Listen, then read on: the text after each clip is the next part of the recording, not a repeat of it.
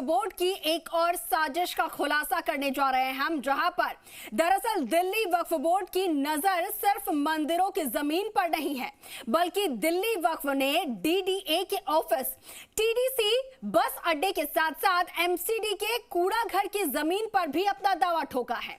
और जी मीडिया ने दिल्ली में वक्फ के दावों वाली जमीन की पड़ताल की और जी मीडिया की पड़ताल में जो सच सामने आया है वो आपको हैरान कर देगा। रिपोर्ट पेश है।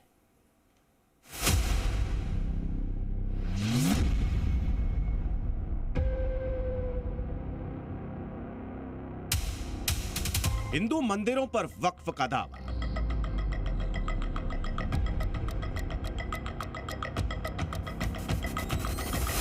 दिल्ली लैंड पर वक्फ की नजर।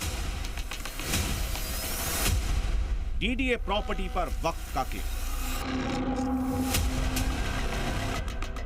हिंदू संपत्तियों पर वक्फ दृष्टि।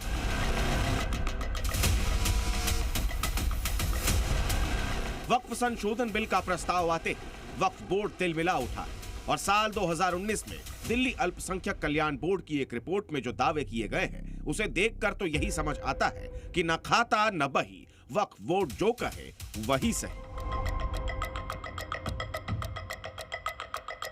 वक्फ यानी दान के नाम पर जमीन और संपत्ति हासिल करने वाले वक्फ बोर्ड देश की तीसरी बड़ी प्रॉपर्टी का मालिक बना बैठा है।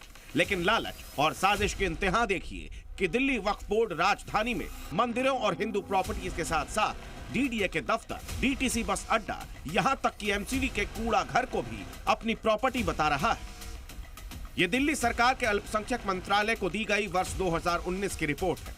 रिपोर्ट के पेज नंबर 34 पर बताया गया है कि दिल्ली के मंगलापुरी इलाके का खसरा नंबर 163 वक्फ बोर्ड की जमीन के रूप में दर्ज है, लेकिन इस जमीन पर डीडीए का दफ्तर, सड़क, डीटीसी का बस अड्डा और एमसीडी का कूड़ादान वक्फ की जमीन पर कब्जा करके बनाया गया है।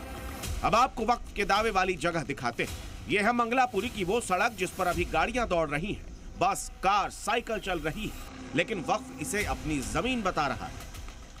जमीन भी हमारी है, आसमां भी हमारा है, कहने को तो सारा हिंदुस्तान हमारा है, लेकिन इस कहावत को साक्षात किया है दिल्ली वक्फ बोर्ड ने, क्योंकि दिल्ली माइनॉरिटी कमीशन के मुताबिक ये जो सड़क है, इस सड़क के ऊपर ये जो गाड़ियां चल रही हैं, जो लोग चल रहे हैं, जो साइकिलें चल रही हैं, ये जो सड़क है डामर की बनी हुई, ये सड़क भी वक्फ बोर्ड की संपत्ति है।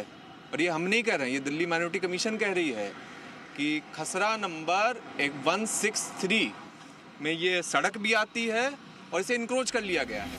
अब इस सरकारी दफ्तर को देखिए, नाम है दिल्ली विकास प्राधिकरण यानी डीडी, लेकिन वक्फ के मुतवल्लियों के मुताबिक ये भी उसकी ही जमीन पर अतिक्रमण करके बना है।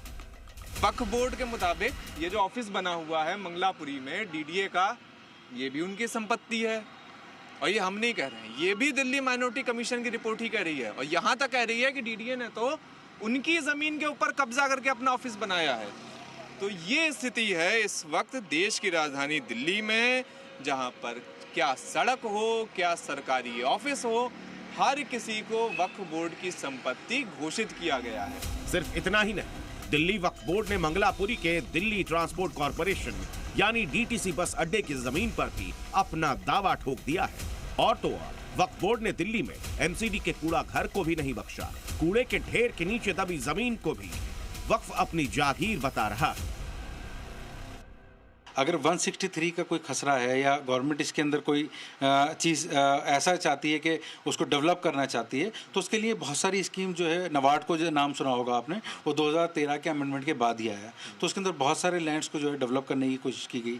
देखिए, वक्फ की ज़मीन का जो मामला है, वो अगर बहुत सारी ज़मीनें ऐसे हैं जिनका लैंड यूज़ चेंज करके और उसका या तो मुआवजा दिया जाता है वक्फ बोर्ड को, या फिर उसके अंदर अगर वो एनक्रोच्ड हैं और वो उस पर दावेदारी वक्फ की है और कोई रास्ता इख्तियार नहीं हो रहा है गवर्नमेंट एजेंसीज़ के या लोकल गवर्नमेंट्स के ज़रिए, तो उसके अंदर तो फिर प्रोसेस यही है कि वक्फ एक्ट के अंदर सेक्शन 54 के अंदर वक्फ एचसीओ को ये पावर है कि वह एविक्शन के ऑर्डर करेगा, उसके साथ पुलिस प्रशासन को साथ लेकर के उसको खाली कराएगा।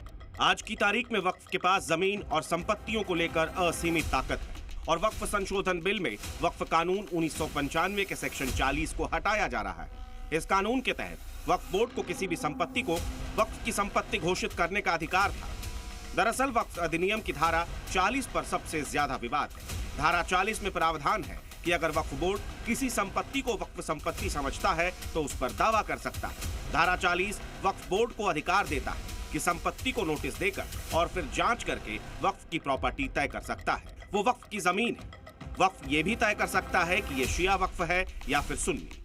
वक्फ बोर्ड कानूनी रूप से बहुत ताकतवर है। यही वजह है कि अगर किसी मस्जिद या कब्रिस्तान के आसपास किसी की जमीन है तो आसपास के लोग वक्फ बोर्ड के नाम से भी घबराते हैं। वो इस बात से डरते हैं कि वक्फ बोर्ड कहीं उनकी जमीन न ले ले। और जिस तरह से राजधानी में वक्फ के झूठे दावों का खुलासा हुआ है, उससे जमीन और संपत्ति को लेकर वक्फ की साजिशों की पोल खुलती है। दिल्ली से जी मीडिया के लिए शिवांक मिश्रा की एक्सक्लूसिव रिपोर्ट।